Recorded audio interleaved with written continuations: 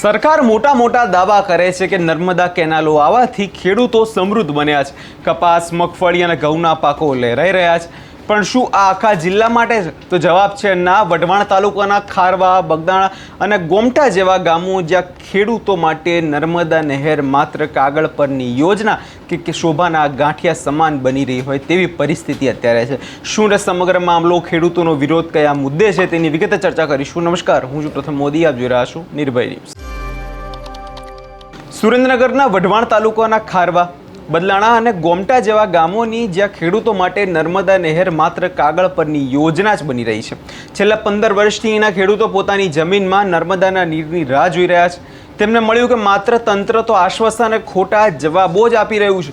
પરિસ્થિતિ એવી કરુણ છે કે 15 વર્ષ પહેલા આ વિસ્તારમાં કેનાલનું નિર્માણ તો કરવામાં આવ્યું, પરંતુ તંત્રની ઘોર બેદરકારીના કારણે આ માત્ર કાગળ પરનો જ રસ્તો રહી ગયો. 300 મીટરની એક નાનકડો કટકો બનાવવા જ રહી ગયું. હા, તમે સાચું સાંભળ્યું, માત્ર 300 મીટરની અધૂરી કેનાલને કારણે આજે 500 એકર જેટલી કિંમતી જમીનો બિન ઉપજાઉ બની રહી છે. ખેડૂતોએ પોતાની જે જમીન છે આશાએ સરકારને આપી હતી કે નર્મદા આવશે તો વર્ષમાં 2 પાક કરી શકાશે, વરસાદ પણ નિર્ભર રહેવું પડે છે. પણ આજે સ્થિતિ એ છે કે કેનાલમાં પાણીને બદલે બાવળિયા ઉગી નીકળ્યા છે અને કરોડોના ખર્ચે બનેલી આ કેનાલ હવે જર્જરિત હાલતમાં જોવા મળી રહી છે. સૌ પહેલા સાંભળી લઈએ કે તેના ખેડૂતોનું શું કહેવું છે અને નજર કરીએ દ્રશ્યો પર. અમારે LD2 વઢવાણ ખારવા રોડ વિસ્તારમાં કેનલનો 300 મીટરનો કટકો એક બાકી છે, 200 થી 300 મીટરનો. એક જ પ્રશ્નમાં સતત 15 વર્ષથી રજૂઆતો કરવી છે. આના માટે અમે 4 ધારાસભ્ય આવી ગયા. 2 વાર વર્ષાબેન આવી ગયા, 1 વાર જગદીશભાઈ ધનજીભાઈ આવી ગયા અને જગદીશભાઈ પોતે ખાતમુહૂર્ત પણ કરી ગયા છે. છતાં આનો ઉકેલ આવતો નથી અને અધિકારીઓને પૂછ્યું, નર્મદાના જવાબદાર વ્યક્તિઓને, તો એમનું એવું કહેવું છે કે જમીન સંપાદિતનો પ્રશ્ન છે. જમીન સંપાદિત તો આખા વડા મોટા 2 રાજ્ય હોવારી જો આવી જતી હોય અને એક 200 મીટર જમીન સંપાદિતનો પ્રશ્ન એ કંઈ સરકાર માટે પ્રશ્ન ન કહેવાય. જો ઇલેક્ટ્રિકના થાંભલા આવતા હોય ત્યારે તો તમે બધા ખેડૂતોને જેલમાં પૂરીને થાંભલા ખોડી દો, ત્યારે તમને કંઈ નડતું નથી. અને અત્યારે કામ અમને પાણી આપવાનું, તો આવા બધા પ્રશ્નો ન આડા આવે તમને જમીન સંપાદિતના. અમારો એક જ માંગ છે, આની અંદર 1 મહિનાની અંદર આ કેનલમાં પાણી ચાલુ થઈ જાય આ સિઝનની અંદર, તો જ અમારે પાણી જોઈએ છે. નકર પછી અમારી જમીન સંપાદિત કરેલી અમને પાછી આપી દો, અમારી ખેડૂતને લીધેલી. અમે એના માટે લીગલી પ્રોસેસ કરશું, વકીલ દ્વારા કરશું અને કલેક્ટરશ્રીને રજૂઆત કરશું. ગાંધીનગર જવું પડે તો જઈશું. અને જો આ કેનલ થયા પહેલાં જો LD2 ની અંદર ઉપરથી પાણી છોડવામાં આવશે તો એ જે તે અધિકારી ઉપર અમે નામજોગ ફરિયાદ કરીને હાઈકોર્ટ ને સુપ્રીમ કોર્ટ સુધી અમે લઈ જઈશું બધાને. ઓકે, શું કહેશો? મારું નામ સુરુભા નકુમ, વઢવાણ. અમારે આ LD2 ની કેનાલ છેલ્લા 15 વર્ષથી બંધ છે. 200 મીટરનો ગટકો નાખવાનો બાકી છે અને 15 વર્ષથી ઠાલા વચનો આપે છે. આટલી ભાજપને બહુમતી આવવા છતાંય ખેડૂતને હિતની વાત કરે છે, પણ જ્યારે આ કાર્ય કરવાનું હોય ત્યારે કોઈ પણ અધિકારીઓ કે કોઈ પણ જવાબદાર વ્યક્તિઓ ધ્યાન આપતા નથી.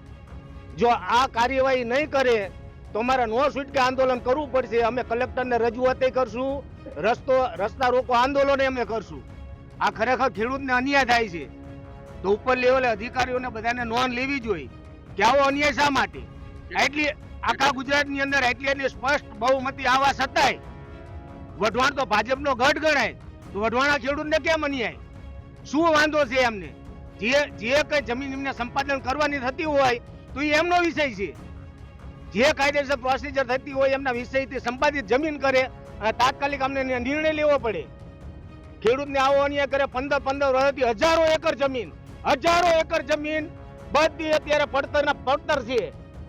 ખેડૂતની હિતની વાત કરતા હોય આ સરકાર, તો કેમ હજારો એકર જમીન અત્યારે પડતર રહ્યા છે ખાલી આ એક 200 મીટરના કટકા માટે થઈને? શું કહેશો સુરજવાજ? આ પ્રશ્ન છે ને 15 વર્ષનો છે.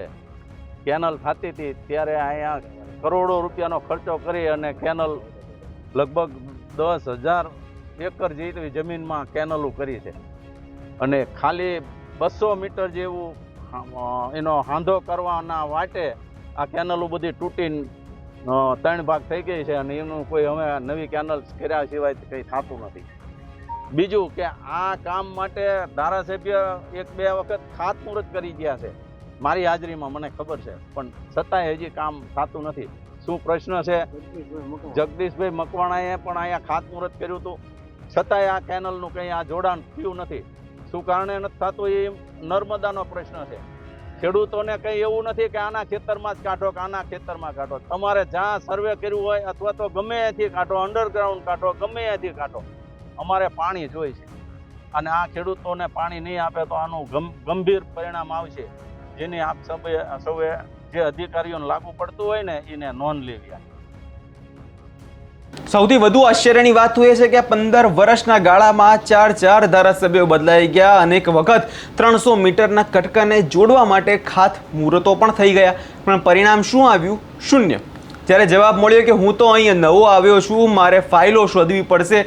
સાહેબ, તમારી ફાઇલો કદાચ ધૂળ ખાતી હશે, પણ એ ખેડૂતોની જિંદગી તો અધૂરી કેનાલને કારણે ધૂળ ખાઈ ગઈ છે. અધિકારીઓ કેમેરા સામે બોલવા તૈયાર નથી, જે સ્પષ્ટ કરે છે કે તંત્ર પાસે ખેડૂતોના સવાલનો કોઈ જવાબ નથી. માત્ર ખેડૂતોની વાતો કરવી હોય, ખેડૂતોના વિકાસની વાતો કરવી હોય ત્યારે જ આ સરકાર આગળ આવતી હોય છે. હવે વઢવાણના ખેડૂતોની ધીરજ ખૂટી રહી છે અને વર્ષોથી રજૂઆતો કર્યા છતાં તંત્રના જે બહાના છે તેને કારણે હવે ખેડૂતો રોષે ભરાયા છે. કે હવે વાત એવી છે કે રોકડિયા પાકો લેવા માટે સપનું જોનાર ખેડૂત આજે આંદોલનનો માર્ગ પર ચાલવા મજબૂર બન્યો છે. જો સરકાર તાત્કાલિક ધોરણે આ 300 મીટરની કેનાલનું કામ પૂરું નહીં કરે, તો પાણી નહીં છોડે, તો આવનાર દિવસોમાં આ આંદોલન આગળના સમયમાં વધુ ઉગ્ર બનશે, જેવી ચીમકી પણ ખેડૂતો દ્વારા આપી દેવામાં આવી છે. હવે જોવાનું એ રહેશે આગળના સમયમાં થાય છે શું. આ વિષયમાં તમારો શું અભિપ્રાય છે અમને કમેન્ટ કરી ચોક્કસથી જણાવજો. અને અમારી ચેનલ નિર્ભય ન્યૂઝને લાઇક, શેર અને સબસ્ક્રાઈબ કરવાનું ભૂલશો નહીં.